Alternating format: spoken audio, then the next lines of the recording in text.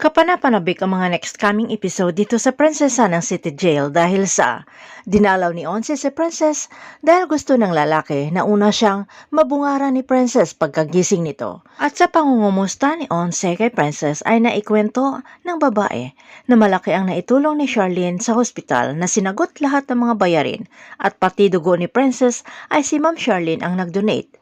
Lumapit naman ang isang kakilala na princess na kung hindi niya kakilala si princess ay iisipin nito na ang kanyang ina ay si Ma'am Charlene. Saad pa nito na kung ang tatay Dado at mami ni princess ay parehong type O ay imposibleng maging anak ni Dado si princess. Naalala ni Onsi kanina habang nag-aagaw buhay si princess ay nabanggit ni Dado na hindi pwede itong si Mang Dado makapag-donate ng dugo dahil sa Parkinson's disease nito.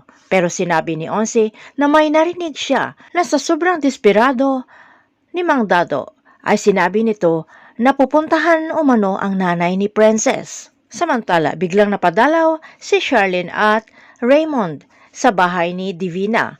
Kaya malakas ang pagtawag ni Jenny kay Divina para i-anunsyo ang biglang pagdating ng bisita dahil kasalukuyang kasama ni Divina si Lailani at nag-uusap sa dining area.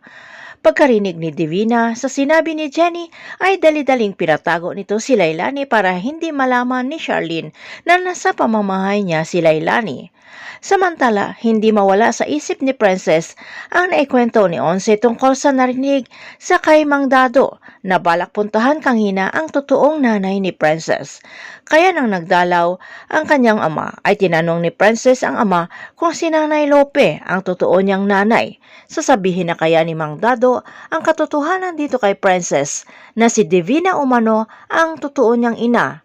Pero hindi alam rin ni Dado na si Charlene ang totoong ina ni Princess. Abangan na lang natin ang susunod na mga episode dito sa Prinsesa ng City Jail.